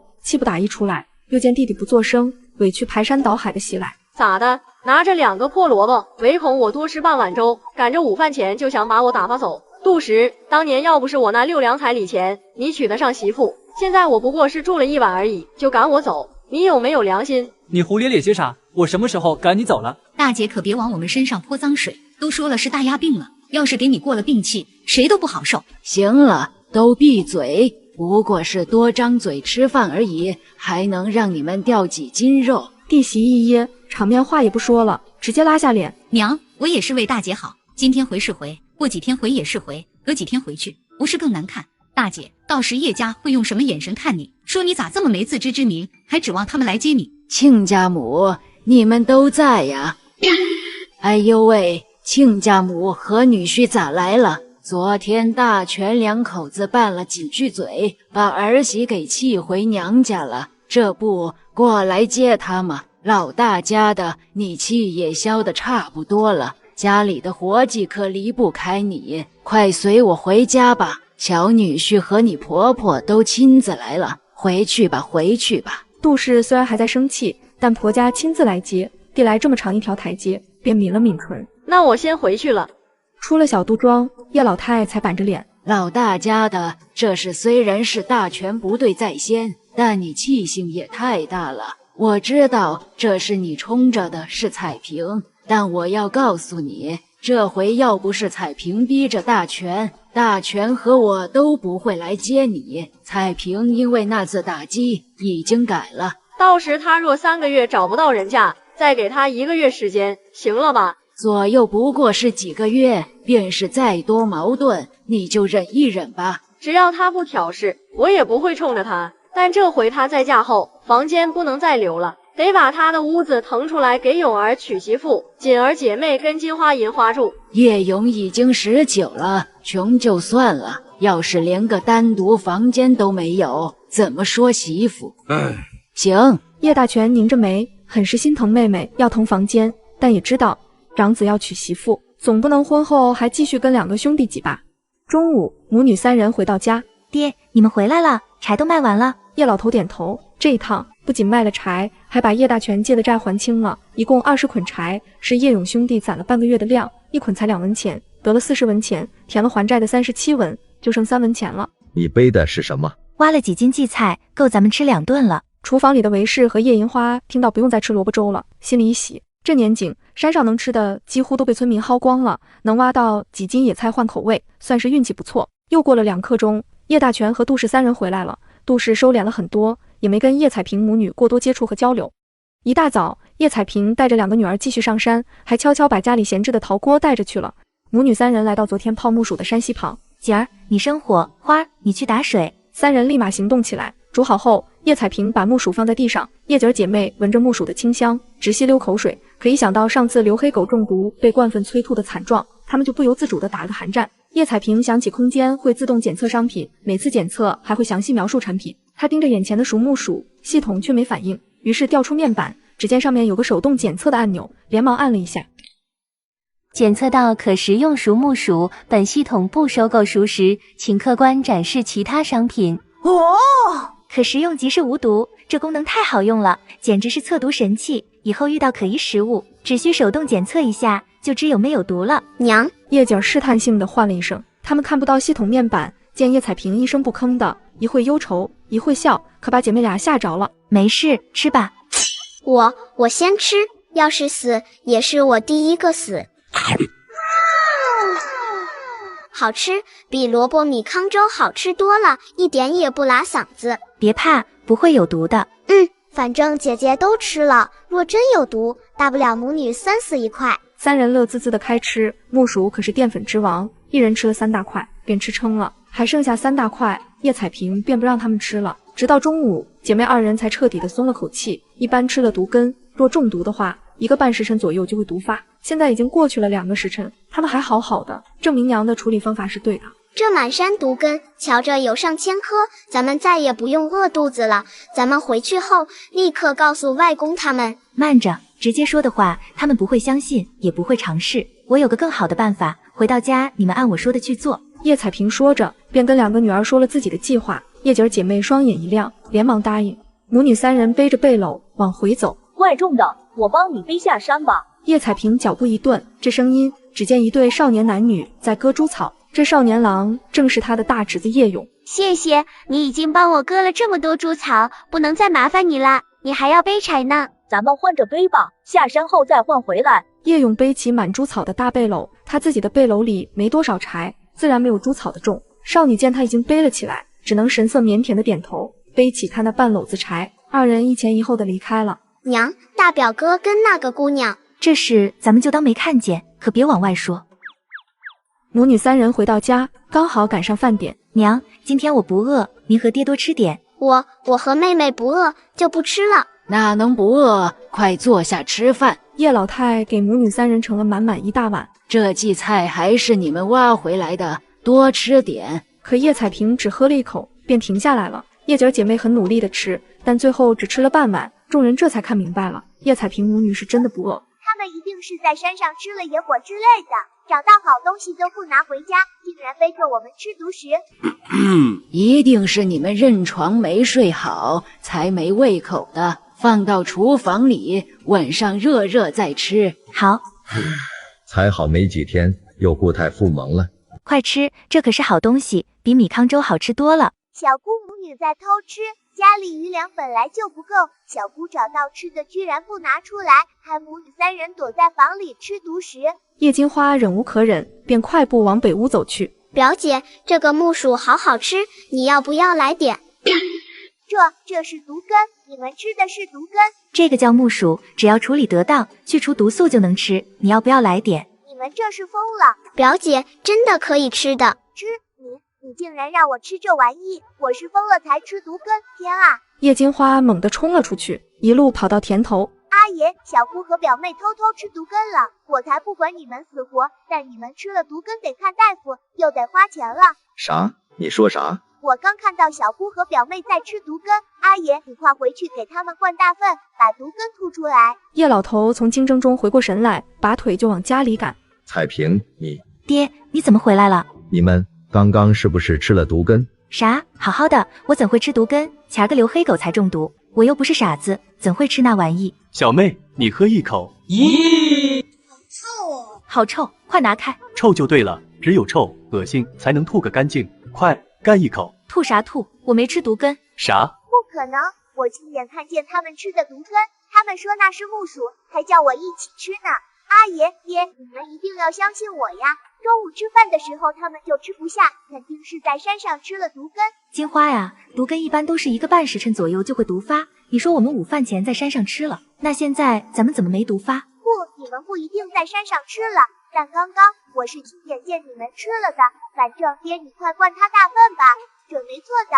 叶大全不相信他，转念一想，脸便黑沉了下来。好啊，死丫头，是不是因为讨厌你小姑，才冤枉她吃了毒根，好哄咱们给她灌大粪？此言一出，叶老头也反应过来了。金花，别胡闹！叶金花简直要冤死了，狠狠瞪了叶彩萍一眼。哼，讨厌男眷该死鬼，你们非要狡辩，那就等死吧！死丫头，你给我站住！大哥，他也是关心我们。不，这死丫头就是存心的。行了，都别吵吵，你们真的没吃？放心吧，我们要是真想死，不如找棵歪脖子树吊死算了，何必受那个罪？叶老头觉得今天这是怪怪的，但叶彩萍说的也有道理。没事就好。这事你别怪金花，一定是她看错了。金花也是因为太关心我们了，情急之下才找爹你们回来的。行吧，看在小妹的份上，就饶了她。叶老太和杜氏下午去镇上找黄媒婆了。叶老太是给叶彩萍找的，杜氏是给叶勇找的。傍晚从镇上回来，杜氏一进家门就听说叶金花今天闹事，立马来到叶金花房间，低声训道：“你脑壳被门挤了，好好的冤枉她干什么？你又不是不知道，她说一句顶你100句，能成事才怪！死丫头！”娘，我没冤枉她，我亲眼看见他们吃了毒根的。知女莫若母，女儿有没有撒谎？杜氏一看就知道，真的吃了，绝对吃了。那中午距离现在都2个时辰了，怎还没毒发？当时我看到他们吃着粉糯糯、白白的东西，桌上还放着几颗毒根。等等，我明白了，他们吃的不是毒根，是别的东西，故意把毒根放在桌上，好让我误会。好啊，他们就是故意害我的。杜氏听完也觉得是这么回事。那个毒妇，她最好祈求自己能在4个月内嫁出去，否则要是落到我手里，我一定让她嫁个歪瓜裂枣。要真到了那时候，阿爷和爹能同意吗？而且，就算小姑真的嫁出去了，又怎样？爹对她的宠爱，家里还不是跟以前一样，继续供养着她的夫家，被掏成个空壳。金花见女儿突然垂头丧气的，杜氏不由唤了一声。与其想这些有的没的，不如想想家里那袋糙米吃完了，咱们吃啥吧？杜氏脸色微变，最近她也感觉到了，家里的粥稀了不少，刚吃完就饿了，想着，杜氏便快步出了门。娘，家里还有多少粮食？撑不了几天。娘，我要煮饭了，大嫂也在啊。叶老太拿出米桶，微黄的糙米只剩小半桶，瞧着不过15、16斤。叶老太舀了一碗，大概1斤左右，这就是家里14口人一顿的量了。行了，去做饭吧。杜氏见家里的米粮越来越少，一阵忧心。家里的余粮撑不了几天，还有过年咋办？唉，见一步走一步吧，实在不行，我厚着老脸回娘家借点。晚饭的时候，大家看着比中午还要稀的粥，都知道怎么回事，全都愁容满面，却没多说什么。直到第二天中午吃过午饭，叶老头才轻叹道：“家里米粮不多了，老二家的，以后晚上做饭不要放糙米。”众人脸色一白，意思是晚上只能吃萝卜了。爹，我有话要说。昨天金花说我偷吃毒根，是我不好，行了吧？不，你没错，我昨天中午真的吃了毒根。小妹，你说啥？叶大全惊叫一声。这还了得！快请大夫！不，先灌大粪，好吐出来。二全，你去舀大粪。哎，站住！我昨天中午就吃了，就算是石头，这一天一夜的都已经消化掉了，还吐什么吐？彩萍，你真的吃了毒根？真吃了，姐儿和花儿也吃了，只要除去它的毒性，就可以食用。彩萍，这是非同小可。我知道，所以才大费周章的弄了个证人。金花，你是亲眼看到的。我昨天看到你们吃的白色的粉糯糯的东西，地上放着毒根。爹，我真的会处理毒根。可是彩萍，你咋会处理这玩意的？叶彩萍早就准备好了说辞。以前有次去县城，看到有人摆摊卖杂书，白主说这是舶来品。原主自小便心高气傲，是要嫁个读书人，所以跟着2个哥哥认过字，一时好奇就买了来，其中就有毒根，并记载着食用方法。见家里粮食不多了，便按书上的方法试了试，还用老鼠试食，最后自己才吃。这才发现处理方法是可行的。一个丫头咋就自己试呢？总得有人试。那你昨天为啥不直接跟我们说？说出来，大哥会信吗？叶老头本来就觉得事情怪怪的。金花虽然嘴毒泼辣，但不会陷害冤枉人，现在才知是这么回事。想着，叶老头一阵激动。要是毒根真能吃，那他们就不愁粮食了。彩萍，你真的能去除那些毒素？当然，这可是咱们全家的命，我可不敢拿来开玩笑。那还等啥？咱们快去挖毒根。行，咱们先去挖毒根。老婆子大全跟我和彩萍上山，其他人在家好好待着。还有，毒根可以吃这事，千万别往外说，要是出了人命，咱们可担不起。一路上，叶彩萍把苦木薯如何处理说了一遍，叶老头3人不由倒吸一口气，过程这么复杂，怪不得能去除毒素。直到申时，终于看到叶彩萍等人走进院门。阿爷，你们回来了，毒根呢？臭小子，哪能立刻拿回来？得处理呢，明天见分晓。刚刚你姐儿表妹不是说很多遍了？嘿嘿，我这不是急吗？小姑要找人作证，偏偏挑上我，害得我白白挨了几顿骂。金花，我没挑谁，我猜着那个时间也就这么几个人在家，不是你就是二嫂和银花，恰巧而已。但确实让你受委屈了，等我赚钱了，给你做套新衣服补偿你，怎样？我才不信呢。第二天中午，叶彩萍3人上山，把那泡在水里30多斤的木薯背了回来。叶彩萍一边煮一边细心讲解，经过3次换水后，终于煮熟了。叶彩萍悄悄打开系统的手动检测，检测到可食用熟木薯，本系统不收购熟食，请客官展示其他商品。成了。叶彩萍连忙夹起一块木薯放到碟子里，众人双眼发光，又是期盼又是害怕。我先吃。等等，让老鼠先吃，抓只老鼠来。你咋这么烦？小妹说能吃就能吃，她还能害我不成？叶大全拿起那块木薯，好吃，太好吃了。叶大全吃完还想继续吃，杜氏急忙道：行了，吃一块，先试毒。说着看了叶彩萍一眼，心虚道：也不是不信你，就是这个毒根。没事，那就先试试吧。2个时辰后，大哥还好好的，大家再吃。叶大全吃了毒根后，大家都看着他，就怕他突然毒发了。 2个时辰过了，大伯还好好的，毒根真的能吃。那今晚咱们就吃这个，重新蒸热就行了。我去热，我也去。1刻钟后，木薯终于端上了桌。老头子，想不到这个毒根这么好吃，比糙米粥还好吃。有了这满山的木薯，咱们就能撑过冬天了。多得小姑，否则咱们都要饿肚子了。大家吃完后早点休息，明天一早咱们就上山挖木薯。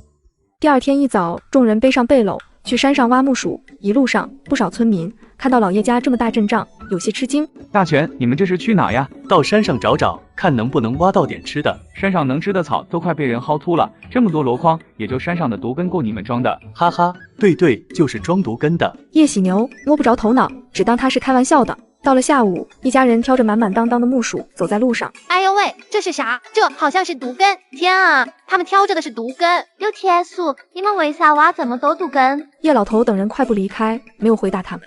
叶家挑着几百斤毒根回家的事，很快便传遍了全村。回到家，便来了好些村民。这竟然真是毒根！大哥，你们挖这么多毒根干啥？当然是吃啊！天啊，他疯了！是给耗子吃吗？准备要耗子？你才要耗子！彩萍这丫头发现了去毒素的方法，只要把毒处理干净，就能当粮食。做毒根能去除毒素，当粮食？不可能！前几天黑狗才吃这玩意中了毒。老哥，你刚刚说的话是真的？彩萍真能去除毒性？是真的，昨天我们就吃过。他们竟然吃过？你是怎么去除毒性的？老哥，展开说说。这年景，家家都勒紧裤腰带过日子，有田鼠，你也教教我们，让我们多口吃力。对，也教教我们。我家一天都吃一顿饭，娃儿个个都饿得嗷嗷哭。处理方法我们可以告诉大家，但大家也知道，毒根全株都是有毒的，一个处理不当就会吃死人。方法能教，但要是自己没处理好，中毒了，可不能赖上我们家。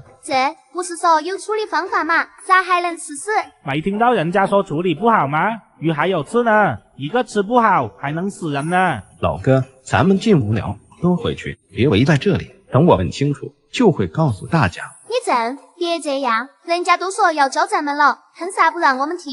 不是不让你们听，就怕你们听不明白，吃死了。都回去，都回去，否则别怪我不客气了。那啥时候问清楚？总得给个时间。明天一早在老榕树那里开会。还有山上的毒根，大家别去碰，否则中毒可别怪我没提醒。说完，叶礼正便跟叶彩萍等一起进屋。一大早，老榕树下聚满了村民。今天聚在这里，原因不用多说了。这毒根其实叫木薯，处理得当就能当粮食。安全起见，咱们一起挖，一起处理，然后按人头分配。12岁以下的娃娃减半，每家出2个劳力，一男一女。男的上山挖木薯，女的留在这里等木薯运下来后处理。怎么挖，如何处理，有田家最有经验，大家到时都听他们的。经过3天的努力，山上的木薯终于挖完和处理完。这时叶礼正找过来说：彩萍，这木薯咱们要不要留些做种？木薯不用留种，把它们的枝干砍成6寸左右，插到土里就能生长。而且这玩意很好养活，耐旱耐急，病虫也少，不挑土壤，薄田也能种。这么方便？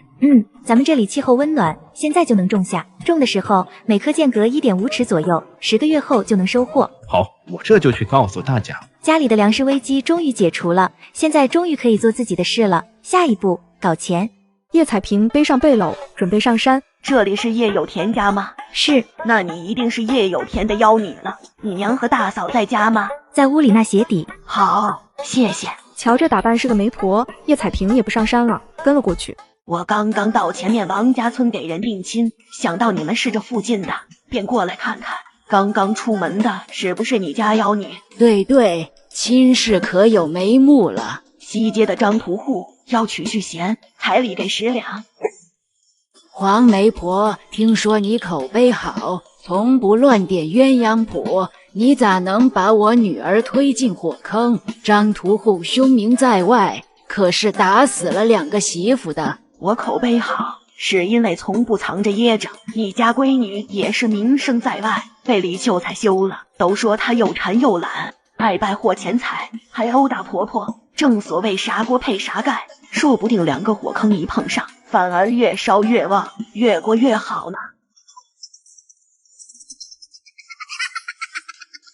先不说我家小姑子了，有没有合适的姑娘？我家大郎都19了，摊上这样的小姑，哪个姑娘敢嫁？吃穷夫家，掏空娘家，你们家竟然还纵着。你今天来就是跟你们说那个张屠户的，考虑几天，要是愿意的话，到镇上找我。不用考虑了，这家我们没缘分。好吧，要是有合适的人家，我再来。永儿19了，再拖下去不知咋好。要不是，行了，咱们让别的媒婆寻寻。大嫂，永儿这么大了，有问过她吗？说不定她有自己的主意呢。彩萍，你在外面站了多久？从媒婆进来站到现在。我的儿，刚刚媒婆的话你别放在心上，她就是不安好心。没事，大嫂，要不问问永儿的意见？叶彩萍想起上次在山上，叶勇跟一个姑娘看着感情不一般，问他，你说的不会是胡秀秀吧？叶彩萍一怔，那个女孩叫胡秀秀，家里竟然知道。彩萍，你见过他们在一起？那姑娘是不是眼睛很大，长得眉清目秀的？那就是她了。人家放话，彩礼要20两呢，咱们可娶不起。这是咱们知道的，去年还到胡家试探过，秀秀娘说要20两，否则不会出门子。虽然挺清秀可人的，但也不到让人一见倾心的地步呀，怎就要20两了？这你就不懂了，人家有7个弟弟，他娘一口气生了7个儿子，懂了吗？这秀秀娘说那7个弟弟就是秀秀带出来的包生儿子，所以才要价这么高，以至于秀秀拖到17岁还没寻摸到人家。要不咱们再等等，说不定再拖个1、2年就降价了呢。能降多少？打半折也得10两呢，还是要不起。而且真到这个价，不等咱们攒到钱，已经被人娶走了。还是想想别的姑娘吧，都是他搅和，家里才会一贫如洗。幸好有个3个月之约，3个月后还找不到婆家，就把她嫁得远远的，让娘家够都够不着，这样就不会拖累永儿说亲了。黄媒婆出了叶彩萍家，便往胡秀秀家走去。可有好消息？上次河岸村的小伙怎样回？那小伙本来很满意，但一听要20两就拒绝了，说这个价能娶3个媳妇。要我说你家秀秀是不错，但这要价是不是太高了？前面王家村的闺女会做绣活，茶饭家务样样好，模样也出挑，也不过要了8两。你家秀秀不行，少一个子都不出门。我那7个儿子都是秀秀带出来的，我家秀秀天生带子命，包生儿子。行吧，那我回头再看看，遇到合适的再来。怎么这阵子遇上的都是奇葩？娘，你不要老说什么包生儿子行不行？我要不要脸啦？这本来就是事实，我能生7个儿子，你也能。谁娶了你，就是娶了只金母鸡回家，准人丁兴旺。你不要再胡说了，我不是什么母鸡，我也不会嫁人，你别忙活了。死丫头，嫁人与否啥时候轮到你说了算，别当我不知道。那个叶勇，你连想都别想，还指望他能拿出彩礼，除非太阳打西边出来。他家穷得响叮当，媳妇娶进门都没地方住，还有个无底洞般的小姑，简直就是个火坑。娘，不管他小姑如何，至少他教给大家怎么处理木薯，这都是托了他的福，咱们该感恩，而不是背地里编排人家。死丫头，再顶嘴，今晚就不准吃晚饭。叶彩萍背着背篓上山，找到一处无人的地方。既然无法挖到人参，那就购买，佯装自己挖到了。叶彩萍开启空间面板，搜索人参。现代的人参几乎都是人工种植的，叶彩萍挑挑拣拣。客官选择了一株10年人参，价格100文钱，如要购买，请确认。随着叮的一声，空间里的铜板只剩下2文钱。下山后，叶彩萍掐着时间来到村口。嘿，是彩萍姐去镇上吗？2刻钟后，叶彩萍来到大树镇，依着记忆，她很快到了回春堂。一番谈判后，最终卖得10两。100文换10两，增值达100倍，10两能购买现代30年林下参。拿到县城售卖，应该可卖100-200两。叶彩萍来到一条无人的小巷，打开系统面板。客官选择了一株30年林下参，价格10两。很抱歉，客官没有继续交易的权限，如需获得权限，请升级空间。What the fuck？ 升级需10两，现在只有10两2文钱，升级吧。回去借100文买人参，再卖得10两。很抱歉，客官没有升级权限。叶彩萍找遍整个系统面板，也找不到如何获得权限的方法。无法升级，那就无法继续交易，这个系统就等于废了。在现代，叶彩萍可是从孤儿院走出来，进工厂打螺丝，最后靠着摆地摊，一步步爬山顶峰的女霸总。什么样的狂风巨浪没经历过，很快便平复了心情。好在有10两，足够当本钱。在现代，我专卖胡辣汤，有独门秘方。如今天气渐冷，胡辣汤能暖身，此生意必定能做起来。叶彩萍买了八角、花椒、桂皮等20种大料，这些天炖米糠粥和木薯，人都快吃麻了。现在有钱，得好好改善一下伙食。叶彩萍又去买了米、肉、排骨、猪板油和一些调料，提着这些东西来到叶巴金停车的地方。哟，彩萍姐买这么多肉，早上上山碰到了几棵草药，换了几两银子，想着家里人个个饿得面黄肌瘦的，便买点肉给他们补补，不是故意不还你家钱的。叶巴金是叶礼正的儿子，叶彩萍家还欠他家5两。不，我不是那意思。过些天我打算到镇上摆摊，到时还得麻烦你帮我拉东西，等赚了钱马上还钱。那行，你说一声，咋拉都行。哎呀，巴金，你咋搬这么多东西到我家？这是彩萍姐买的，我先回去了。早上我在山上挖了1颗人参，卖了10两银子，所以买些粮油回来。你挖到了人参，我的天，你亏大发了！好些年前，王家村有人挖了颗人参，卖了120两呢，你这卖了10两。我挖的参年份太浅了，只有7、8年，所以只值10两，是卖给回春堂的。7、8年的人参才刚成型，那王家村的人家有30、40年了，卖100多两也不奇怪。而且回春堂是出了名的公道，10两差不多了。有钱该留着当嫁妆，咋能乱花呢？给家人买粮食不叫乱花。奶有肉，这是大白米。阿娘，咱们今晚吃白米饭吗？对，今晚吃白米饭。我们也能吃吗？当然，大家一起吃。彩萍啊，剩下的几两你可要收好了，再也不能乱花，得留着当嫁妆呢。剩下的钱我打算做点小买卖。做啥生意？到镇上支个摊卖早点，看能不能赚钱。过2天我做出来让你们尝尝。攒几两银子多不容易，哪能？娘，我已经决定了。娘，不过是几两银子而已，就当小妹买花了。这钱是你自己的，爱咋样咋样。可你这小买卖要是赔了，或是后续钱不够，家里可不会填钱进去的。嫂子放心，我盈亏自负。要是赚了，你也别惦记。放心，谁惦记谁是狗。晚饭时，叶彩萍做了一锅胡辣汤，给每人盛了1碗。我的天，好香，烫！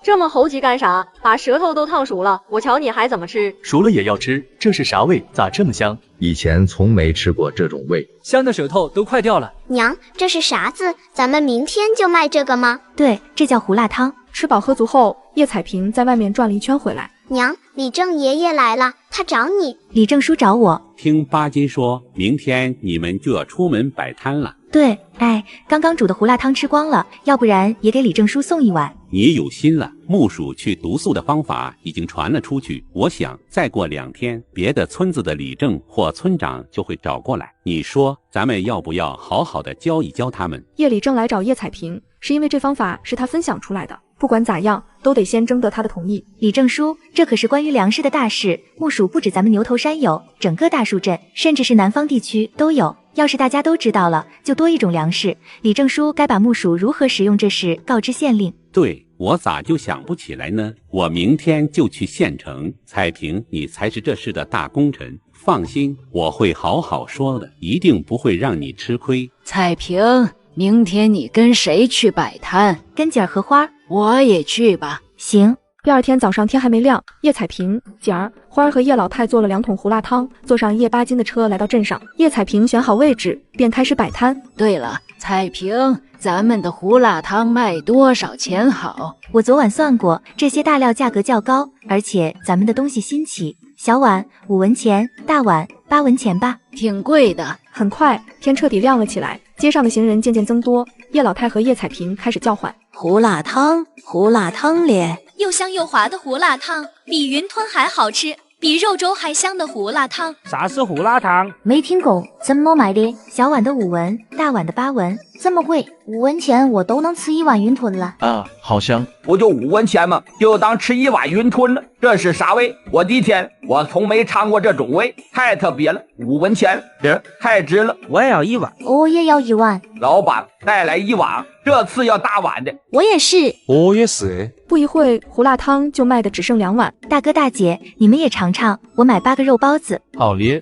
下午母女3人关起房门，开始数钱。咱们100文钱串一串，1220文，即是1两2钱。我们今天赚了1两2钱，还要扣成本呢。2桶胡辣汤成本差不多是400文，加上这零散的16个铜板，我们今天赚了836文。咱们一天赚了别人1个多月的工钱，壮劳力们扛大包一天才20文，扛满1个月600文，酒楼小二1个月能有500文就算好的了。拿着，给你们的零花钱。不用了娘，以后我们要搬出去的，这钱留着盖房子。盖房也不缺你们这6文钱，明天咱们还要再加1桶，挣的只会比今天多。拿着。谢谢娘。娘，这个你拿着。好好的，给我钱干啥？这是工钱，一天30文。干啥呢？咱们一家人哪用得着给钱？那不同，亲兄弟还明算账呢。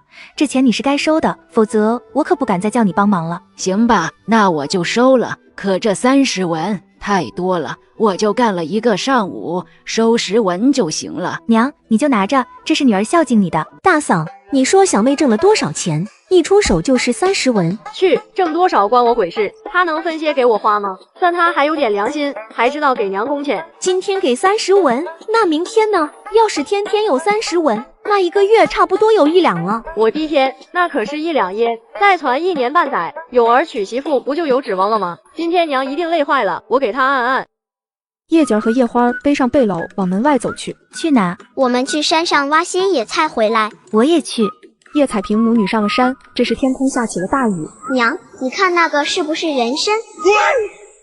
叶彩萍沿着叶景所指的方向望去，果然瞧见一棵人参长在陡坡下面。这棵人参年份极高，可卖出100两，就是很危险。这坡极为陡峭，现在还下起大雨，稍有不慎就会滑落下去。先回去吧，下次再来。到了家门口，遇见隔壁的赵婆子。你家最近是走啥狗屎运了？怎么老闻到香味？烧的啥好吃的？我家吃啥关你啥事？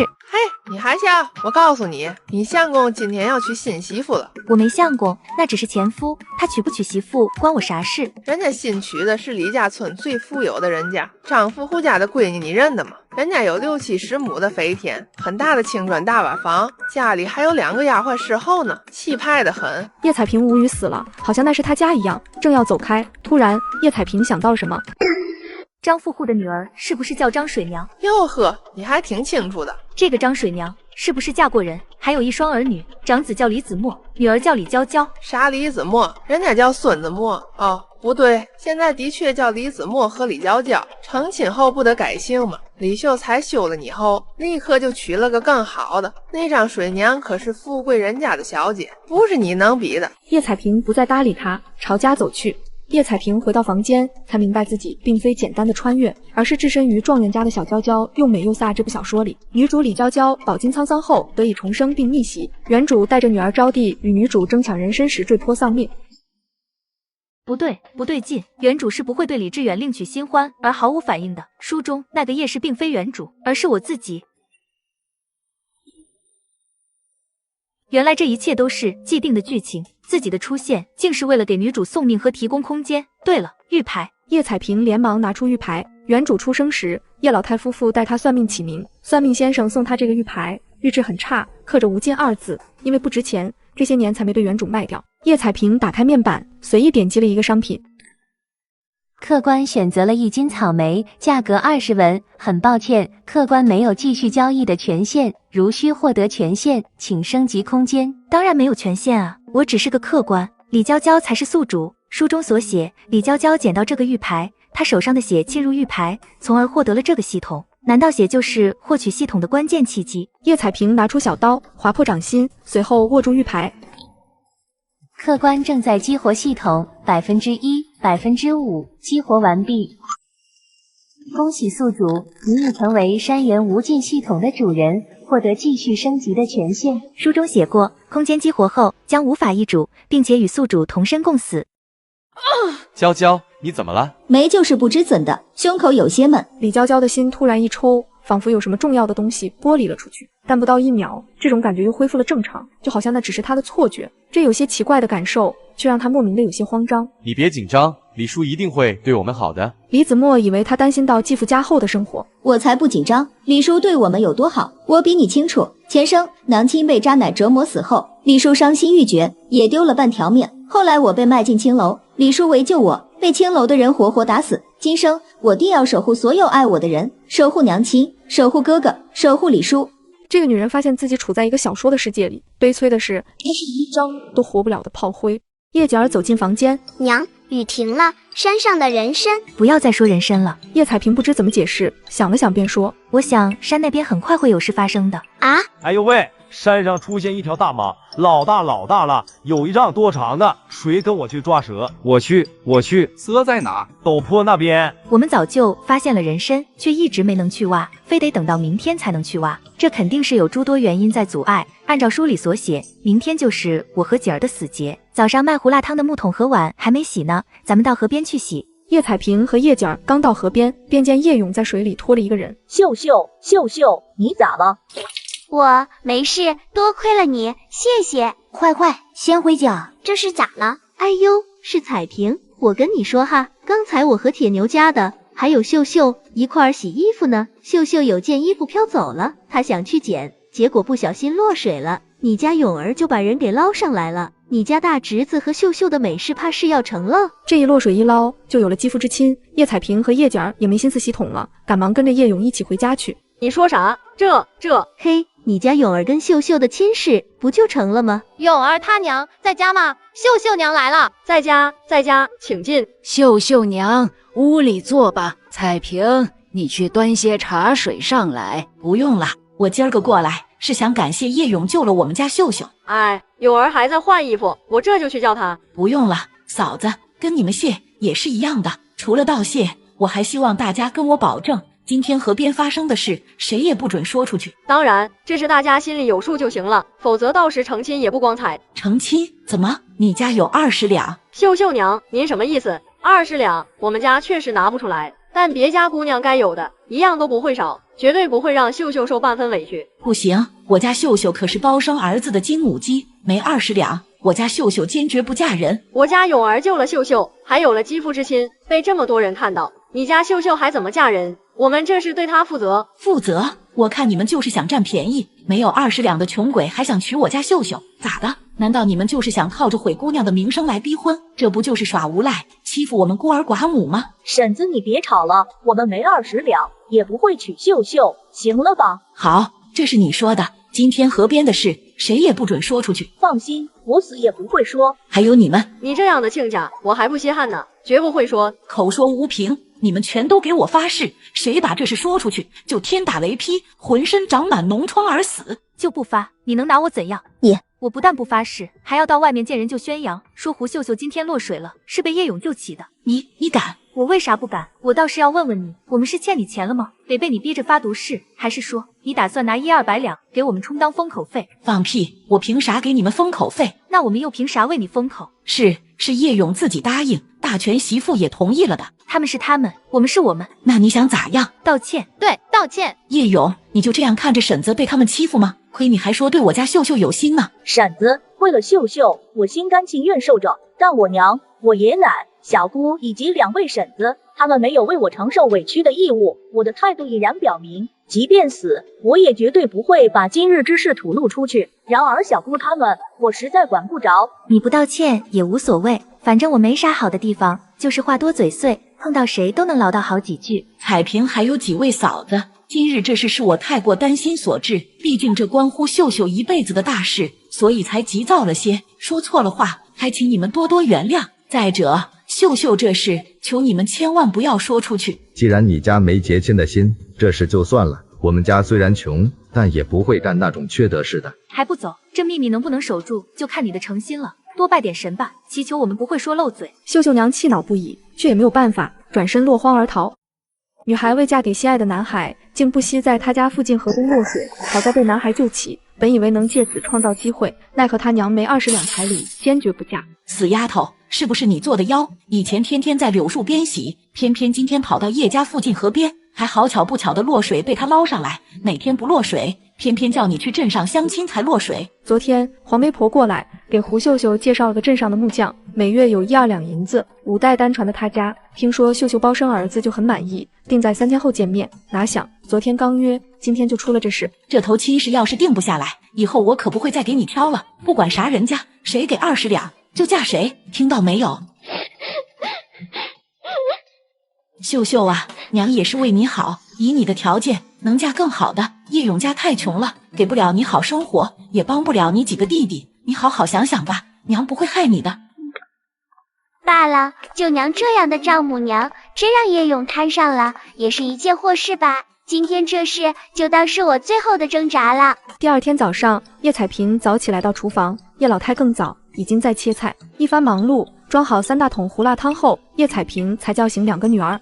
1刻钟后，便来到镇上开始摆摊了。很快，天就完全亮了。因为昨天的开张和亮相，胡辣汤小摊很快被围得密不透风。给我大碗的，我要小碗的。倒在我的碗里，我要带回家给娃儿吃。哎，一碗下去，香是香，但到底是糊糊，总觉得缺了点啥。对了，那边的大娘，给我来2个馒头。虽然今天多做了1桶，却比昨天卖得更快，只用了1个半时辰，3大桶胡辣汤就卖光了。来吃包子，今天真是多的你们，我们的包子和馒头1个时辰就卖完了，以前都要卖到中午，还未必能卖完。胡辣汤配包子、馒头，一直都是绝配。咦，姐儿呢？胡辣汤差不多卖完时，他说要小姐，应该是找住户借茅房了。收摊到现在也有1会了，会不会遇到了拍花子？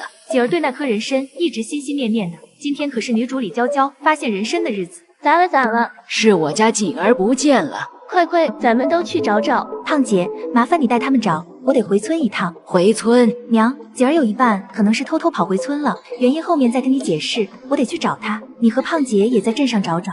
叶彩萍一口气跑到停车的地方，叶巴金已经不在了，显然是送村民回村。正好不远处来了一辆车。师傅，这是20文，你送我回家。啊，不用这么多，2文就够了。不，只送我1个，我有急事。快，我清河村的，直接送我到牛头山。师傅收了钱，很满意，跑得飞快。师傅，你进村子，我顺路叫个人。大哥。咦，彩萍，你咋自己一个人回来？回头再说，快上车，咱们上山。咋了？姐儿在山上，可能有危险，一会你要护好我们。啥？有危险？放心，有哥在，谁也伤不了你们。这是我先发现的。哼，你既然发现了，咋不挖？姐儿，先跟我回家。我不，明明是我们先发现的，现在却被他抢了。你就是那个殴打李奶奶、被李叔休了的女人，你对我还挺关注的。怎么了？那玉牌。李子墨循着他的视线望去，看到叶彩萍的腰间挂着一个玉牌。这玉牌一看就是个便宜货，扔街上都没人捡。走吧，娘。再不走，你就别叫我娘了。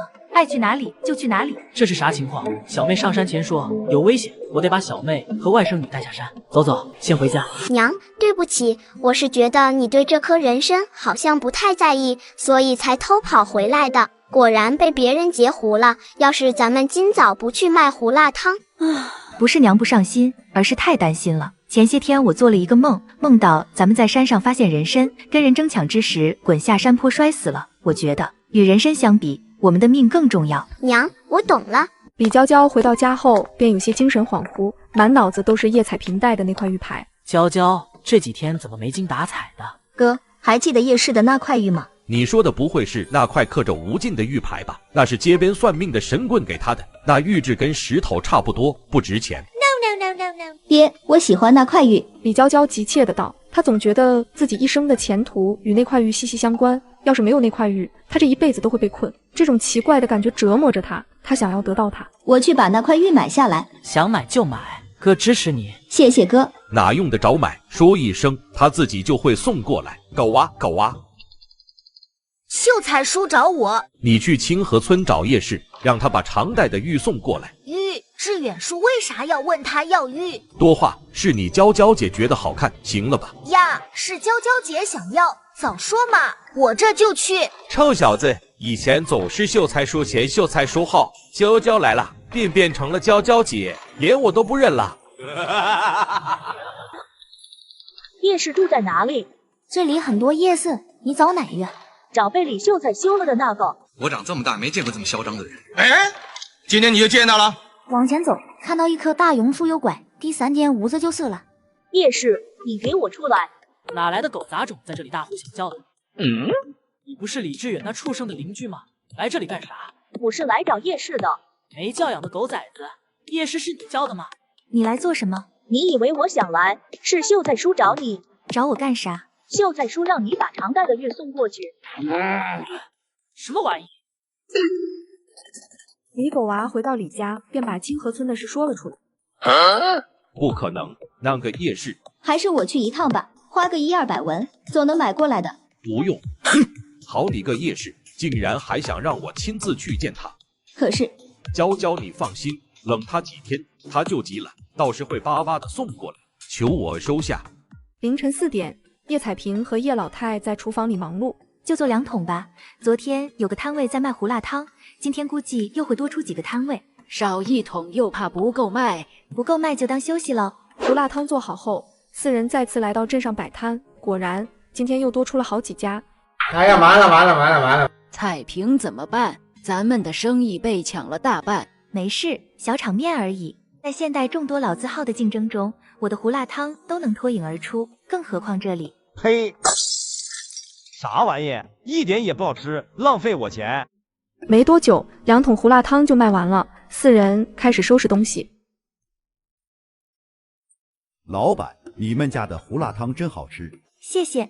我是百味楼的。百味楼我知道，咱们大树镇最旺的14。你们家胡辣汤不错，我们百味楼很感兴趣，要不咱们合作？怎么合作？你的房子能卖给我们吗？对不起，不卖。我出50两咋样？不如这样，我们每天给你们酒楼送货，你们需要多少，我们做多少。小娘子，不如咱们到百味楼吃顿饭，坐下来好好聊聊。咱们是去谈供货还是方子？供货的话可以做这聊，方子的话就算了，不管多少钱都不卖。我出100两。对于普通农户来说，100两那是他们想也不敢想，一辈子都赚不到的巨款。对不起，不卖方子。价钱可以再谈，要不你出个价？1万两都不卖。我们百味楼多的是味觉灵敏的厨子，啥配方尝不出来，到时百味楼会研制出更好的方子，你们的生意也会遭受冲击，届时你们可别后悔了。要是真被你们的新方子冲击到，我也心服口服。彩萍，那可是100两，要是有了这100两，你就成富户了。瞧瞧眼下，说不定哪天就卖不出去了。但100两就不同了，那是实打实捏在手里的钱财。卖了方子，要是生意少了，那就少卖点，自己也能松放些。这事已经定了，不卖方子，胡辣汤后面我还有别的安排。今天我来是跟你说一下，蔡木匠家没谈成。怎么没成？我家秀秀可是包生儿子。我就实话实说了吧，人人都知道秀秀年纪不小，还带着一群拖油瓶，有钱的人家瞧不上，不如多纳几房妾，没钱的娶不起。要不你把彩礼降到3两，说不定能嫁出去。进山娘，我找遍大树镇所有的媒婆，没一个愿意说亲的。你傻呀？咋就忘了？不是还有叶勇吗？他可是喜欢秀秀的。唉，你叫我吃回头草。反正我已经提醒你了，你不愿意就当我没说过。死丫头，你不是喜欢那个叶勇吗？你去跟他说，让他给20两，我就答应你们的婚事。你闺女是啥千金小姐宝贝疙瘩了？卖这么高的价，白送都没人要的货，真当人家是傻子不？你咋这么不要脸呢？嫁不出去，你名声都不用要了。呵，我名声好着呢，大家都知道，嫁不出去又不是我的原因。死丫头，信不信我把你卖了？你卖呀！呀，大勇割猪草呢？大勇，你不是喜欢秀秀吗？横打鸳鸯是不可取的。婶子思来想去，还是觉得成全你和秀秀。婶子说啥话呢？我是老实，但不傻。现在没人娶了，你才拿我兜底的吧？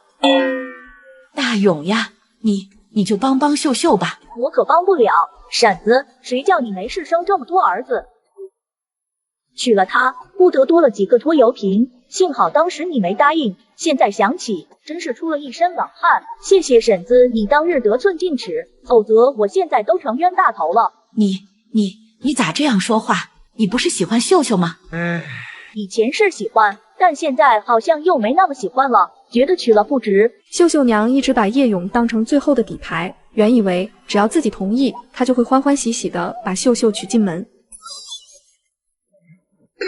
婶子，来人呐！吴婶子昏倒了。